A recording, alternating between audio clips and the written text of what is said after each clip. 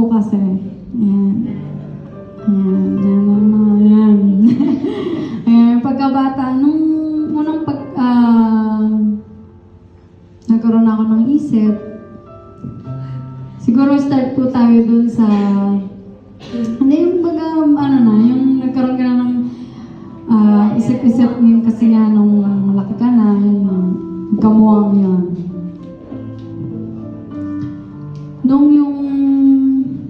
Nung bata po kasi ako, diba di pa tayo nakakilala sa Panginoon. Alam lang po natin Panginoon, ayan, sa Catholic po kasi ako talaga before, mula pagkabata. Ganun din yung side ng parents ko. Kaya, I'm so blessed din talaga na nakakilala ko sa Lord. Amen.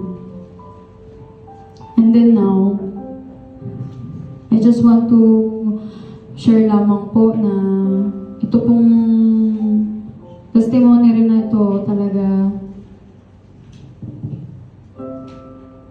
Kaya yun po na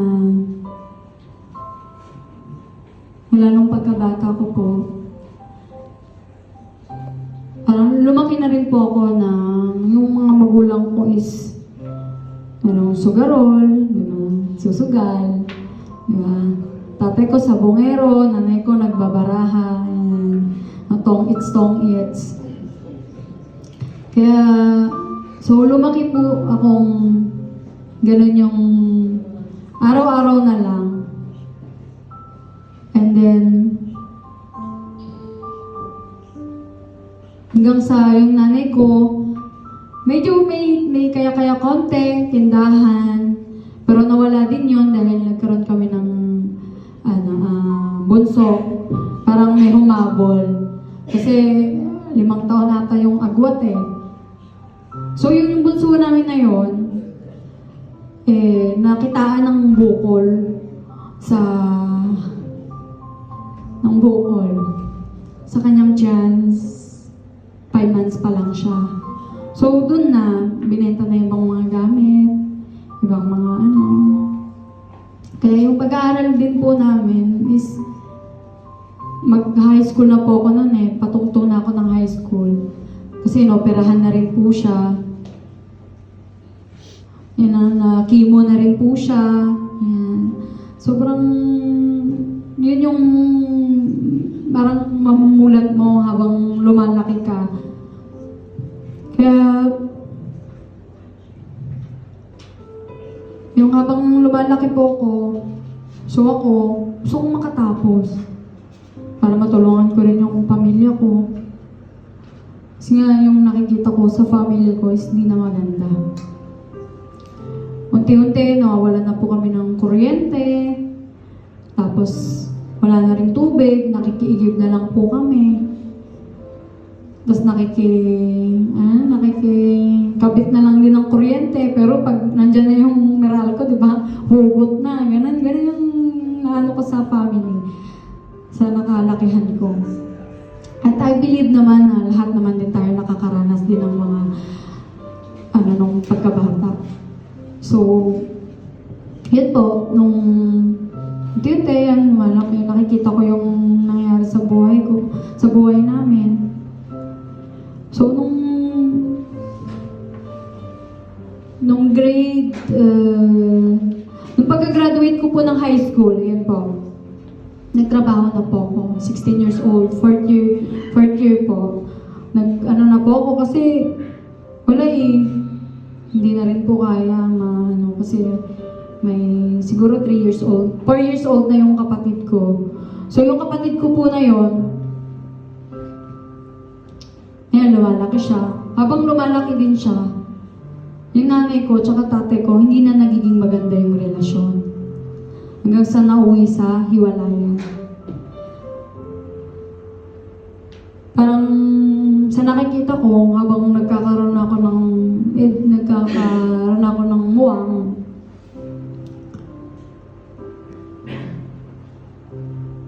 actually, hindi pa pala, nakaranas din pala ako nung high school ako, Kasi fourth year na ako eh, gusto ko na ako ka-graduate. Alam mo yun, biruin mo yung periodical, hindi mo mapasukan. Kasi nga wala kang kahit pamasahe.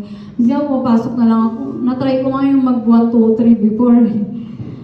Ganon, para lang makapasok. Pero hindi talaga kaya kasi nga nakakonsensya din, di ba? Isang beses o 2 beses ko lang ginawa kasi wala akong choice eh. Hindi ako makakawi, ang layo ng school ko. Bago nga ako makasakay sa sasakyan ko papuntang school, naglalakad muna ako, malayo yun. Siguro mga 15 minutes. Ganun katagal, 15 to 20 minutes. Pero, sige lang, enjoy ko na lang yung buhay ko when I'm 15 years old. Ang 4th year ako. Then, yun nga, yung tatay ko,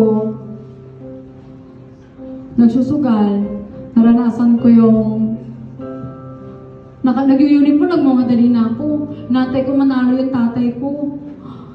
Nakaganyan ako sa so, pinipray ko na nga na, Lord, sana manalo si Papa para makaalis na ako. Gusto ko nang pumasok. Sabi ko ganyan. Gusto ko nang pumasok sa school. Sabi ko ganyan. Tapos pagtalo, wala na. Iyak na lang ako sa sulok. Tapos, tatanggal na ng uniform. Kasi nawala na ako ng parang, wala na, talo si Papa. Alam mo yun, dumarating yung time na gano'n, pamilya mo gano'n. Tapos yung kuya ko, nag-asawa na, 16 years old pala, nag-asawa na. Nung malaki na kami. Ako kasi yung pangalawa eh. So parang ako, nung pagka-graduate ko po ng high school, ako na po yung nagtatrabaho sa amin. Palay-palengke, ganyan. Nagtitinda-tinda, kasi gano'n naman nun before then. Then after nun, yung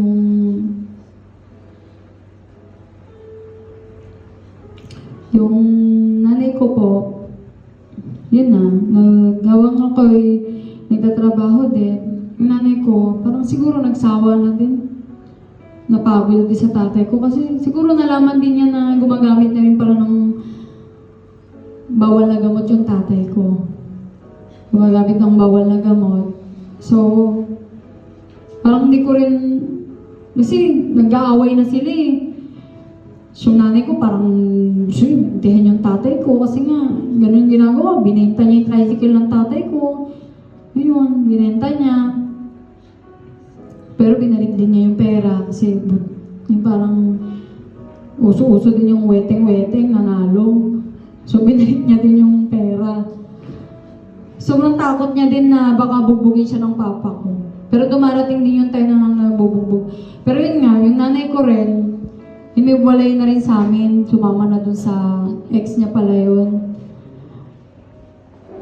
Ninong ko yung ex niya na binalikan niya. Na sabi niya mahal niya daw yun eh.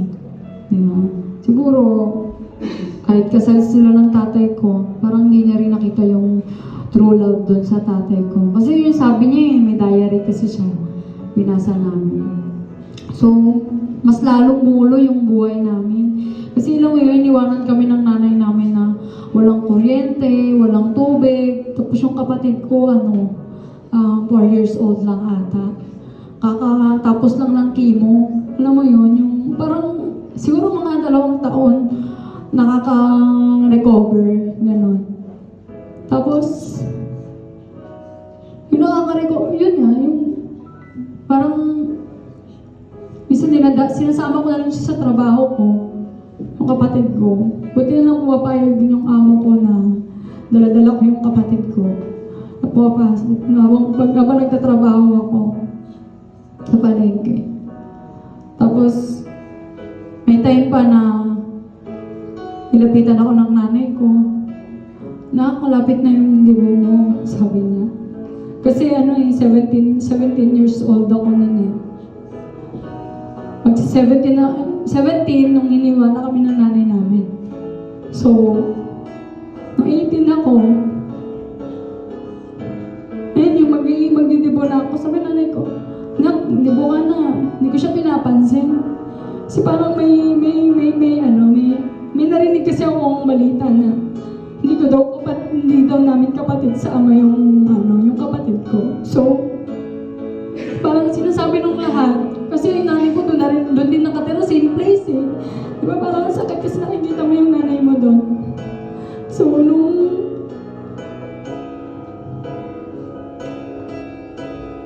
sabi ko sa kanya, sabi niya,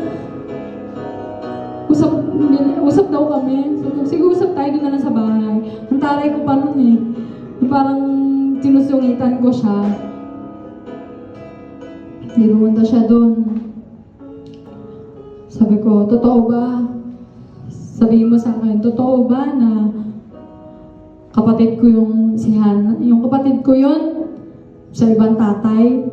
Hindi, huwag kang maniwala. So, pinangawakan ko yun. Kasi nanay ko pa din naman siya. Kahit na ganun yung ginawa niya sa family namin. Diba? Naniwala pa din. Andun pa rin yung tiwala bilang anak. Pero naalala ko nga din nung gusto niyang bumalik sa amin. Kaso, okay, bumalik. Kaso, sasaya ka ba kung nakikita mo nagbubugbugan yung nanay tatay? Kasi sabi ko sa mama ko, umalis ka na. Sabi ko, ba't ka pa bumalik? Ano bumalik? Sabi ko na. Kaya yun, sabi ko siyang bumalik. Umalis na nga siya. Umalis siya noon. Tapos yun na, tuloy. Tapos nagkasakit siya. Nagkasakit yung nanay ko.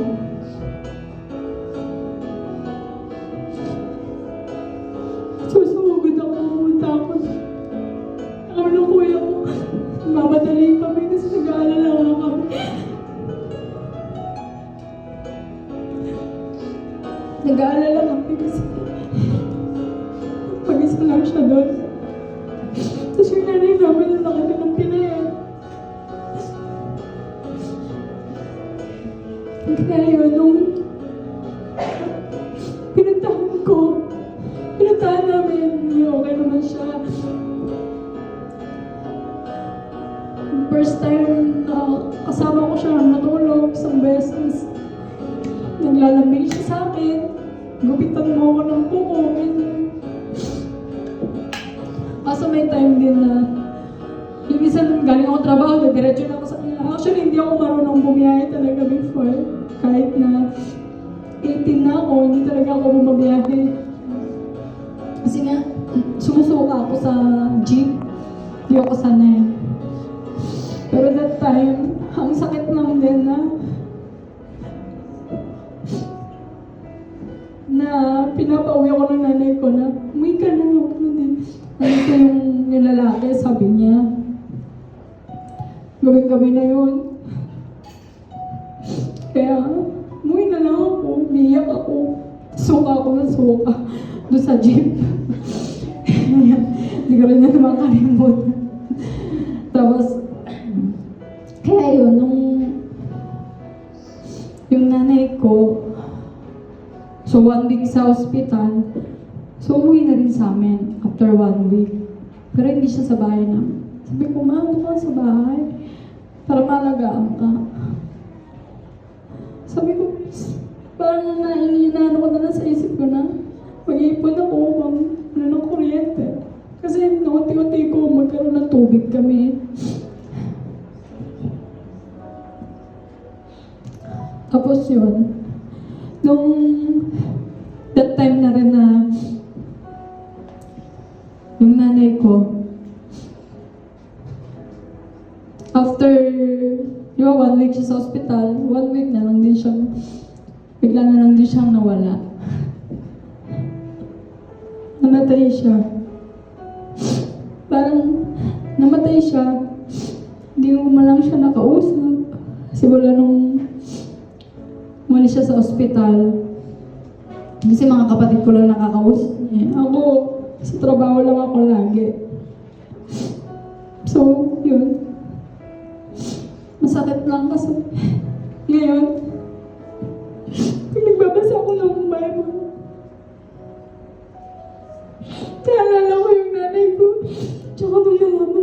katotohanan.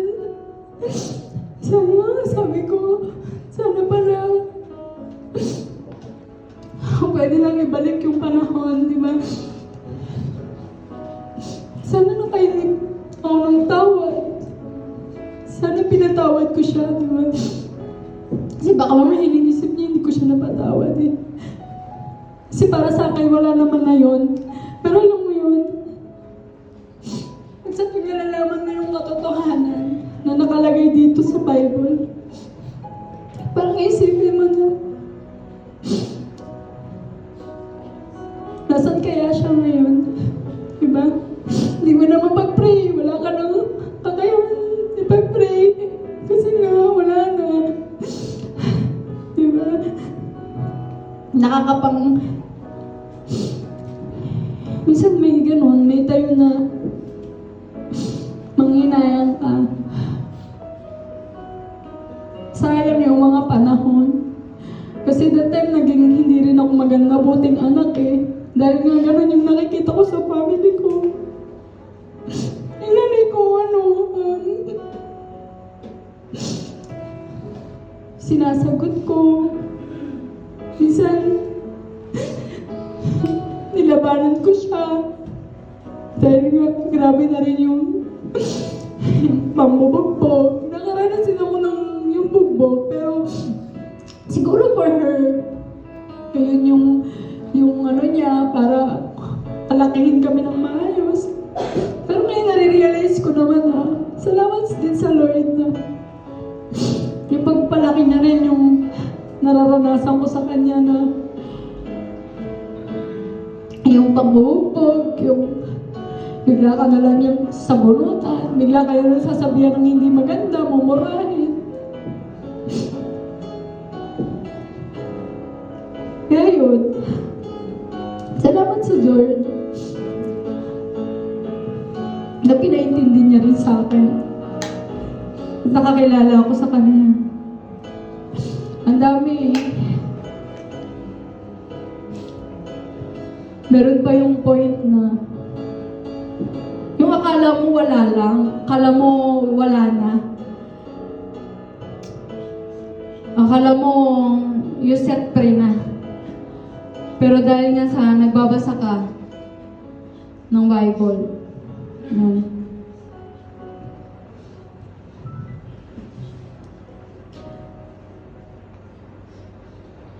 Dahil sa nagbabasa ka ng nilalaman nito,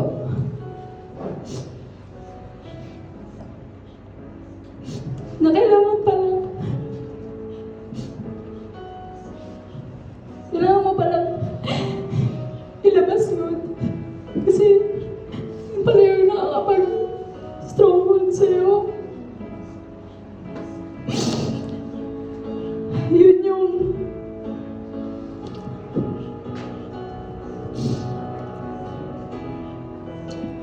kaya mga kapatid,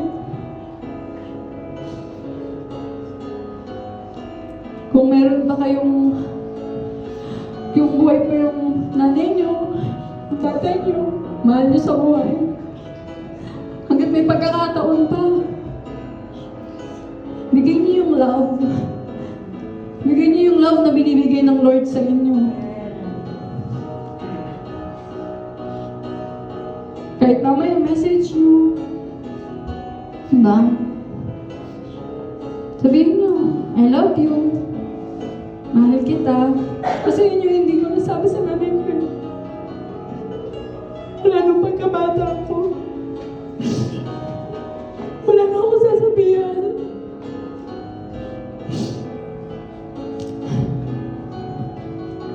Wala na ako sasabihan.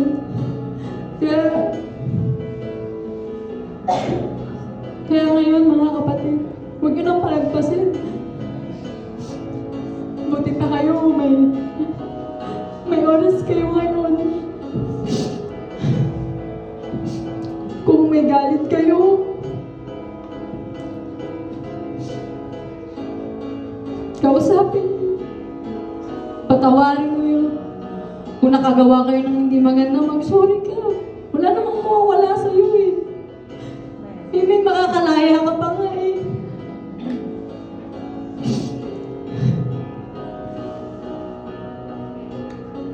Then yung tatay ko, ngayon, nung nakakilala ako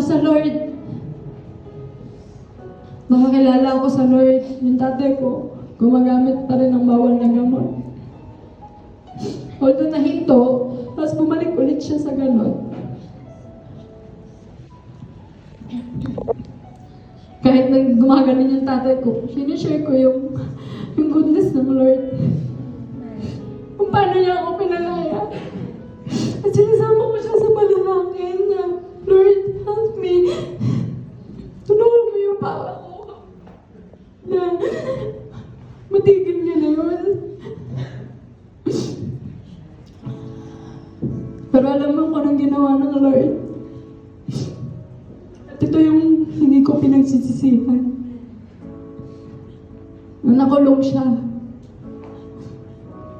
Nakulong siya.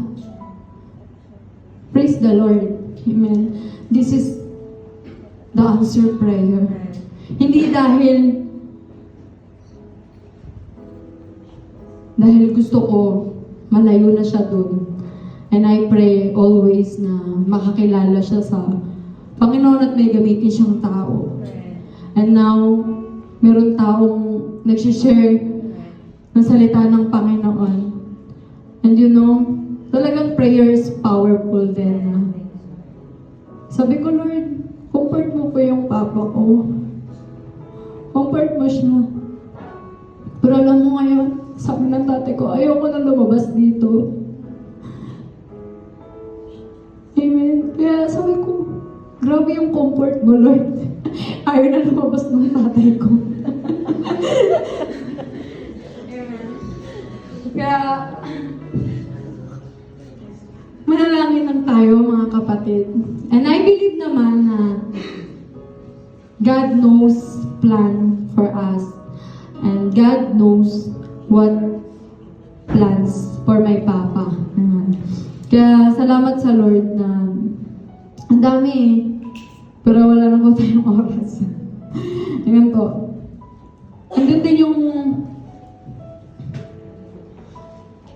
napunta ako dito sa Qatar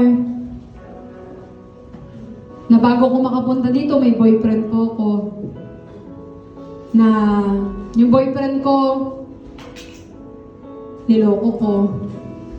Pero praise the Lord talaga na hindi ko maamin-amin. Kasi yun pala yun, no?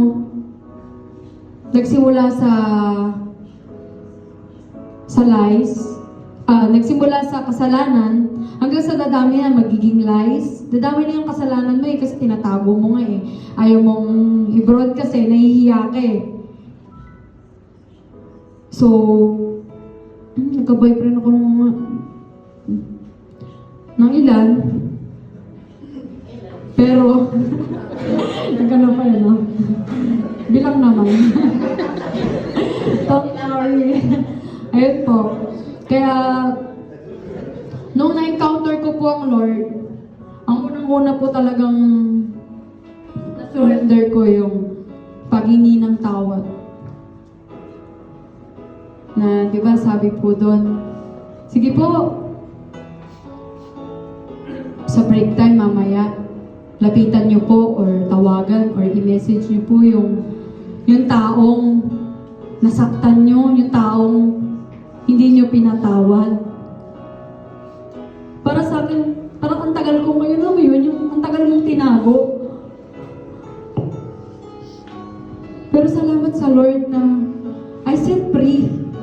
I set free because agad-agad. Kinuha ko yung cellphone ko. Siya agad kasi yung nasa isip ko Kasi, yun talaga yung naging puno Yun yung naging puno ng kasalanan ko Oo, before, pero dun ako parang mas lalong, na slave. Yun yung ginagamit ng kaaway para, alam mo yun, itago mo yung sarili ko. Kaya nung nag-message ako sa kanya, wala akong pakialam kung patawarin niya ako, ay kung hindi niya ako patawarin kasi I know God, He forgive me.